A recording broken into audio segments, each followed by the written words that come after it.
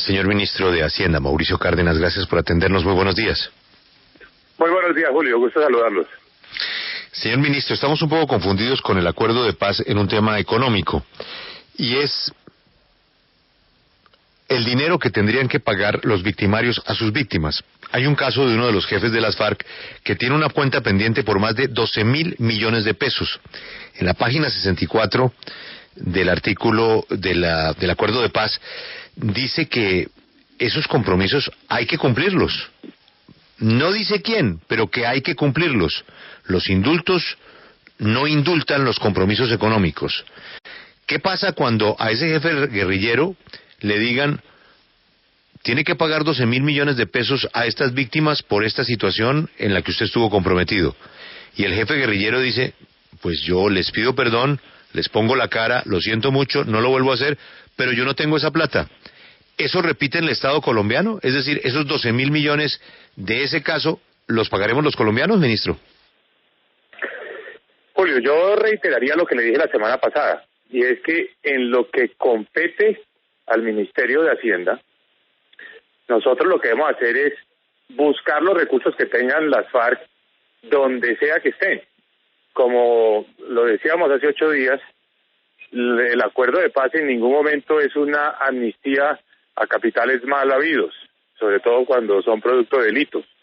Entonces, pues nuestra tarea es seguir buscando todos esos recursos que hasta ahora no se han encontrado. Digamos que los indicios que hay son todavía de cosas muy preliminares, muy menores. Buscar los recursos que puedan tener las FARC y, por supuesto, pues iniciar procesos de extinción de dominio. ¿Qué vamos a hacer para reforzar esa lucha, digamos, contra el lavado de activos y contra estos recursos producto de actividades criminales? Pues buscar más aliados. Colombia tenía una tradición, y es que en sus investigaciones y cuando encontraba estos activos, pues no lo compartía con los otros países que colaboran. Lo que vamos a hacer ahora es firmar el acuerdo de compartición de lo que se aprenda o se extinga o se decomise con los Estados Unidos. Ese es el documento que estamos negociando en este momento con las autoridades de Estados Unidos, particularmente con el Departamento de Justicia y el Departamento del Tesoro, porque creemos que si compartimos con ellos, pues vamos a tener más información, más capacidad de encontrar lo que tengan las FARC o cualquier otro grupo que haya, digamos, obtenido recursos ilegalmente. Ministro, le cambio de tema precisamente porque hoy hay plenaria en el Senado, en el Congreso, sobre el proyecto de ley de licores. Y una de las razones por la que usted avala este proyecto es porque se supone que este aumento de impuestos a los licores reduciría el consumo de bebidas alcohólicas. Sin embargo, llevamos mucho tiempo en el debate que las condiciones macroeconómicas que tiene hoy el país están demandando un desarrollo más amplio de la industria. ¿A usted no le parece que apoyar este proyecto de ley va en contravía con ese desarrollo? Este es un proyecto de ley que es eminentemente en pro de la salud pública. O sea, este no es un proyecto de ley para que el gobierno nacional recaude más recursos. El gobierno nacional no recibe un solo peso. Es un proyecto que busca por un lado, desestimular el consumo de licores. Eso es una tendencia global, es algo parecido a lo que está pasando con los cigarrillos. Todo el mundo sabe que los licores le hacen daño a la salud, le hacen daño al ser humano. El mundo entero está en esa tendencia, entonces hay que desestimular, desincentivar ese consumo, y la vía es el incremento en los impuestos. Y esos mayores impuestos van a generar un recaudo adicional que se va a destinar precisamente a la salud pública. ¿Dónde? En los departamentos, que son los que se benefician porque tienen el monopolio de estos recursos, de estas rentas, el impuesto al consumo. Entonces lo que se está proponiendo es un sistema que establece un impuesto por grado de alcohol de 220 pesos. Entonces una botella que tenga más grados de alcohol pues hace más daño, paga más impuestos. Y otro impuesto sobre el valor de la botella. Entonces el licor de alta gama, de lujo, pues pagará más que el licor barato. Esa es la propuesta, es algo que primero busca ante todo más recursos para la salud y desestimular el consumo. La intención de esta reforma no es generarle más recursos al gobierno nacional, es más bien apoyar la salud. Ministro, ya que está tan interesado en el tema de la salud, lo cual me parece que es coherente, la mayor epidemia del mundo no es de borrachos, la mayor epidemia del mundo es de obesos. ¿eso quiere decir que hará lo propio entonces con la Coca-Cola? Pues Julio, esos son temas que estamos analizando. Hay muchas propuestas, hay obviamente la experiencia de otros países, México, Chile, recientemente Ecuador, están planteando el impuesto a las bebidas azucaradas. Nosotros estamos evaluando el tema, analizándolo, y lo plantearemos como todos los demás en el momento oportuno, cuando tengamos decisiones tomadas. En este momento se está evaluando todo el paquete de una reforma tributaria estructural, y este es uno de los temas que debe ser, digamos, analizado y considerado en función de todos los posibles impactos y repercusiones que tenga. De manera que sobre eso no hay decisión tomada. Hay muchos argumentos, hay quienes consideran que este es un impuesto que realmente contribuye a reducir la obesidad, hay quienes piensan que no, de manera que estamos evaluando, y cuando tengamos ya una decisión en esa materia, pues la plantearemos como parte del proyecto de ley de reforma tributaria estructural. Pero mire, volviendo a los licores y a los cigarrillos, suena muy bien eso de que los de mayor cantidad de alcohol paguen más y que los más majos paguen más, pero en la práctica a lo que le ha pasado a ese argumento es que se dispara el contrabando y que no hemos tenido la capacidad de evitarlo, al punto de que con los cigarrillos la única manera de acabar con el Marlboro en las esquinas fue bajarle los impuestos, porque si no, no podíamos. Luego, me preocupa que por conseguir una cosa nos resulte una enfermedad maluca y que además se le haga un daño muy grande a la industria licorera del país, que es lo que dice Fenalco. A ver, varios temas ahí, Alberto. El primero, en este tema de los impuestos a los licores, uno de los elementos del proyecto de ley es que se protege la industria nacional en lo relacionado al aguardiente. El aguardiente es el 70% del mercado de licores en Colombia. Entonces, se mantendrá ese mercado reservado en cada departamento para su propia industria licorera cuando la tenga, para producir y comercializar el aguardiente. Un poco el concepto de una bebida nacional, de una bebida insignia, que es el mismo concepto que existe en el tequila en México, o el pisco en Perú o en Chile. Entonces eso es un elemento del proyecto de ley que le da tranquilidad a las empresas departamentales de licores. Y con respecto al contrabando, ese ha sido el argumento para que en Colombia no se puedan subir los impuestos ni a los cigarrillos ni a los licores.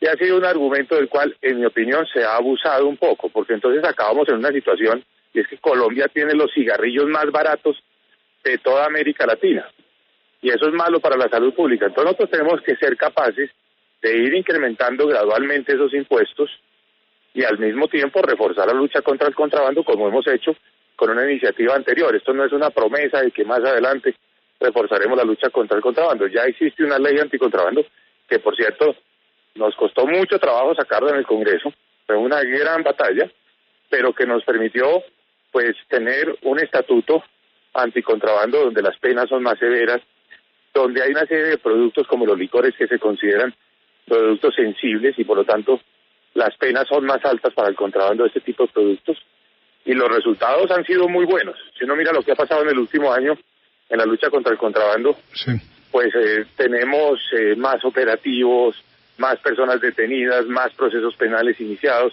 Entonces tenemos que ir paso a paso en los dos frentes, luchando contra el contrabando, pero también poniéndonos un poco más a par con lo que existe en el mundo en materia de impuestos para cigarrillos y para licores. Pero, ministro, hay una cosa. Nosotros crecimos escuchando aquello de que el nuestro es un estado cantinero, porque esos recursos son los que, sobre todo a nivel de gobernaciones, ayudan mucho. Usted dice que el tema de los aguardientes va a quedar de alguna manera protegido, pero no son precisamente los aguardientes los que generan los mayores problemas de salud, que son los que usted nos dice se quieren combatir. Pues sí, queda protegido para que el mercado de aguardiente en un departamento pues lo pueda proveer la empresa de licores de ese departamento. Entonces ese es el beneficio que tiene el departamento. Pero eso no quiere decir que queden exentos de impuestos, no se eximen del pago de impuestos. Entonces el alcohol, bien sea en aguardiente o en cualquier otra bebida, va a tener los mismos impuestos. 220 pesos por cada grado de alcohol y el 25% sobre el valor de la botella. Eso nos va a permitir también resolver problemas, y es que aquí el vino nacional barato paga el mismo impuesto hoy en día, algo así como 3.000 o 3.600 pesos, que la champaña Don Periñón. Entonces eso no tiene sentido, eso es lo que queremos corregir con esta ley, donde se adopta un impuesto que es proporcional al valor de la botella. Entonces, creo que en ese sentido también es una reforma que, además del objetivo de salud pública, pues tiene un objetivo de equidad, y es que quien quiera tomarse el whisky de alta gama, pues tenga que pagar un poco más de impuestos quien se toma el whisky barato. Señor ministro, hay parlamentarios como el senador del Centro Democrático Iván Duque que han sostenido que este proyecto de ley rompe el monopolio constitucional del licor, pues a través de disposiciones que reducen la capacidad regulatoria de los departamentos y le dan ventajas a la captura de concesiones y permiso por parte de los distribuidores. Si esto es cierto y se debilita el monopolio constitucional de los licores, ¿por qué no se tramitó este proyecto como un acto legislativo? No, este proyecto reivindica ese monopolio rentístico que tienen los departamentos, lo reafirma, todo lo contrario a lo que dice el senador Duque. Por cierto, es un proyecto de ley que viene con el respaldo de los gobernadores de la Federación de Departamentos, ha sido ampliamente concertado con ellos, y desde su primer artículo insiste en esa prerrogativa constitucional de que son los departamentos en Colombia quienes pueden ejercer ese monopolio rentístico. ¿Qué quiere decir eso? Que ellos son los que reciben las rentas asociadas al consumo de licores en el país. Ministro, hoy la cadena Bloomberg entrevista a el presidente del grupo de personas que trabajan en proyectos de petróleo en Colombia. Dicen que la paz va a traer un tiempo de mayor conflicto para las empresas petroleras en el país. Campetrol se llama esta organización. ¿Usted qué le responde a él?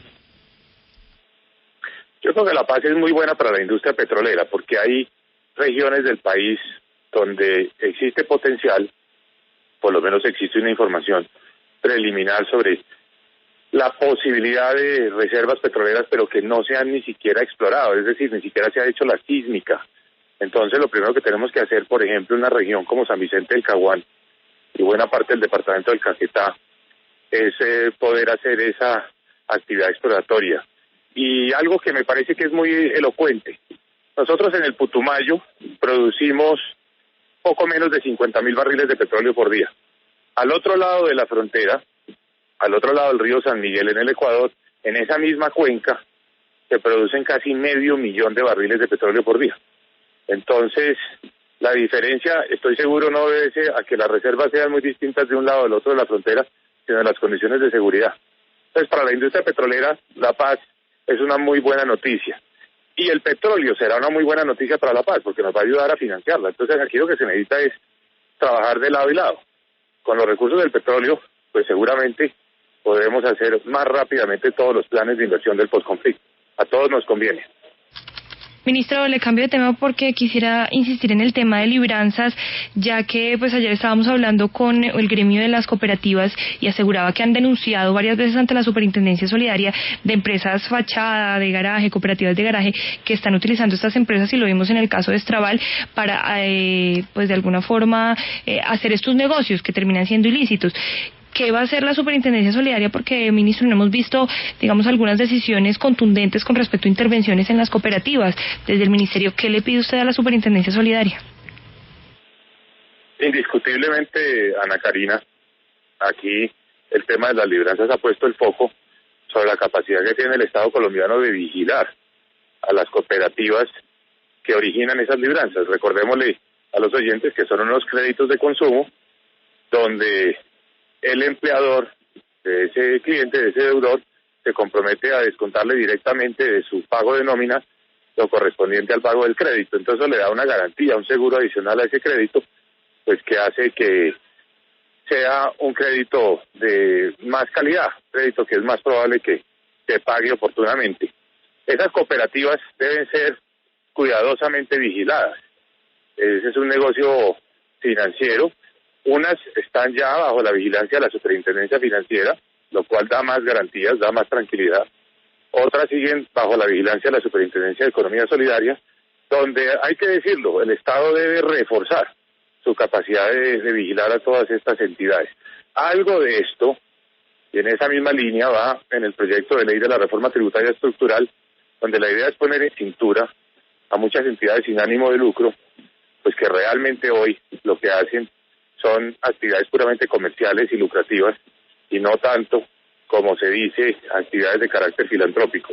Entonces esa parte tendremos que reforzarla, los controles en el proyecto de ley de reforma tributaria estructural. Yo me voy a tener que excusar porque tengo aquí todo un auditorio esperando que termine la llamada para poder iniciar una conferencia precisamente sobre estos temas financieros. Sí, lamentablemente, ministro, como siempre, por culpa de uno, pues se afectan todos. El negocio de las libranzas quedó altamente contaminado por cuenta de 4 o 5 firmas que afectaron a miles de ahorradores, y ahí es donde es importante que los que se portan bien pues se sientan protegidos, rodeados contra los que se portan mal. Ministro, me da pena volverle a hacer la primera pregunta, pero es que la respuesta suya fue bastante genérica. La pregunta es muy concreta. Si usted no le encuentra plata a las FARC, no se le paga a las víctimas. Punto. Primero que todo, en Colombia las víctimas están siendo atendidas en muchos frentes por parte del Estado colombiano, independientemente de quién haya sido el victimario. Entonces nosotros en el presupuesto tenemos tal vez uno de los rubros más grandes de todos, los programas de reparación, de restitución, ministro, y de ministro, atención. qué pena interrumpirlo, pero es que nos volvemos a ir de la pregunta. La pregunta no es de esos fondos ni de lo que hace el Estado por las víctimas, que hace muchísimo. Las cuentas pendientes de las FARC con las víctimas. Si no aparece la plata de ellos, esa cuenta no se paga. No, pues lo que le quiero decir, lo que corresponde a mi función es buscar esa plata hasta agotar todas las posibilidades. Listo, y eso lo van a hacer con los Estados Unidos, con la NASA, con el Scotland Yard, con la Fiscalía. Pero si al final, pero si al final no encuentran la plata, no hay pago. A las víctimas hay que atenderlas. O sea, las víctimas no se van a quedar sin su reparación. Obviamente, ministro, es que le estoy hablando de la deuda de un jefe guerrillero de 12.000 millones de pesos. Lo otro es lo que ustedes atienden, pero ahí hay una cuenta pendiente de no sé cuántas más. Esa de esos 12.000 millones de pesos de un señor del secretariado, si no aparece la plata en su búsqueda, esos 12.000, usted no los va a pagar, hay que ser claros.